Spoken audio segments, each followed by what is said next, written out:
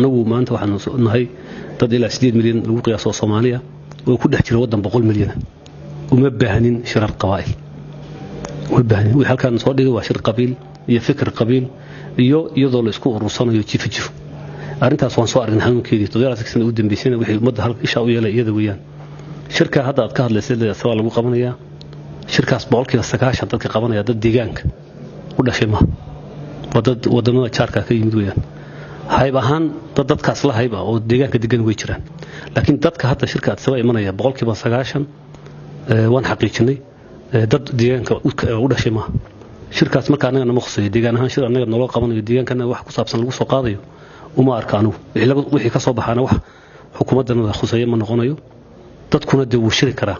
xaq buu leeyahay mar hadii dimuqraadiyad baa jirta kama duwana shir lagu qabtay Lusaka iyo Harare iyo Johannesburg iyo muxuu ahaay Luanda iyo anywhere adduunka meeshu rabo qof ku shiri karaa looma diidi karo marka aad sabayna ku shiraan sax way xaq buu leeyahay laakiin shir deegaanka Soomaaliya khusaya shirkaasi ma hadii ay jiraan dad deegaanka ka soo jeeda oo hayb ahaan waqti galiya shirar noocaas oo dad wadamada jaarka ka yimid qabsanayaan waxaanu leenahay arinta ka fajignaada cawaaq xumo keenaysa beel loo shiraa meel lama gaarsiin soo ognahay cidii marka shir aan khusayn deegaanka ka qayb gasha deegaanka u dhalatay waxaan oran karnaa waxay maaragtay jabisay shuruucdii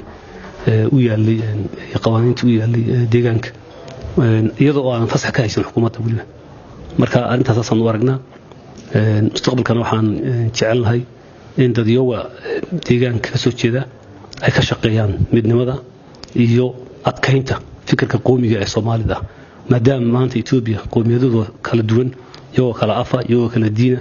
magac qowmiyad ay kulligood ku urursanayaan anaguna maanta uma taag hayno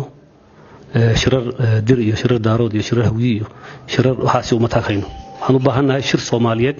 inaan qabsano shir Soomaaliyeed oo dhammaan ummadda Soomaaliyeed deegaanka degta dadka deegaanka u dhashay waliba ma aha kuwa u hayb sheeganaya laakiin deegaanka aan u dhalano jaarka imanaya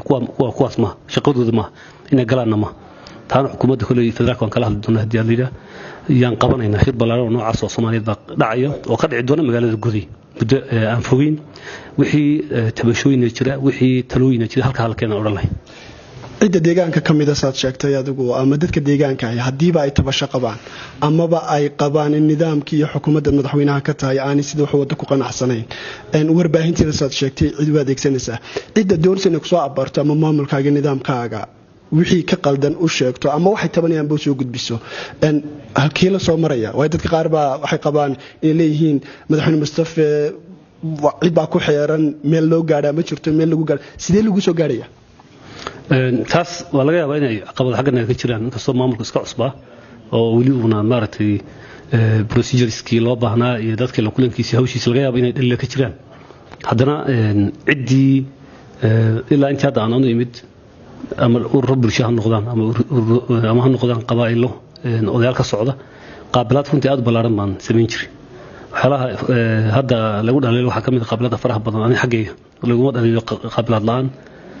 in fact waxa cawdo xafiiska wasaaradaha iyo yaa wada shaqayntii ay saameysayba maadaama habeenii maalin odayaal aan qaabilayno haddii ay jirto qaabilaad inta ka badan cid u baahan baabku u furan yahay laakiin de shaqooyinku maadaama ay badan yihiin waa laga yaabaa qofku isagoo oo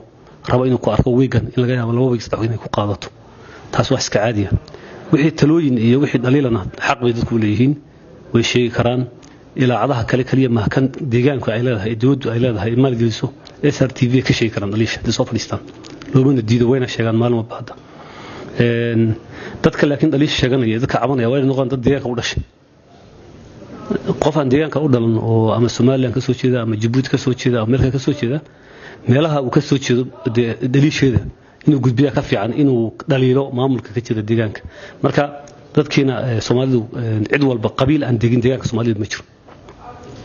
37 qabiil baa deega qabiilo deegaanka naga deega oo dhulkan kale Soomaalida ama Djibouti ama meelaha kale Somaliland Soomaaliya Puntland aan deegin way jiraan laakiin qabiil xaggan meelaha deega oo xagga aan deegin ma jiro macnaha waxaan ku leeyahay waxa u badan qabaylada Soomaalida kuwa deegaanka Soomaalida ugu badan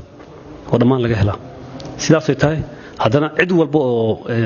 inay hayb sheegato oo tiraahdo maadaama reerkanu halka digo waxaan ka soo jeedaa halkaas sax ma marka arrimaha u baahan in la xaliyana kuwaas ah transnational identitieska qofku uu gaar ahaan dadka ka qabiilka ay oranayaan waxaan ka hadli karaa siyaasadda deegaanka Soomaalida maadaama aan qabiil hebel ahay oo qabiil hebelna xagga uu qeyb ka digo siyaasaddaas ma soconayso mana ogolin waana arrimaha hadda aad muddo in fahan darro badan ay ka jirto salaadiin la yaqaano oo waaweyn oo caana ama ugaasiyo la yaqaano oo siyaasadaha dalalka jaarka ah qayb ka ah yaa maanta asaba jooga oo waxaan ka hadlaynaa xaaladda siyaasadda deegaanka Soomaalida waa khalad taas arrimahaas in lagu antubaan soo jeedin la markaa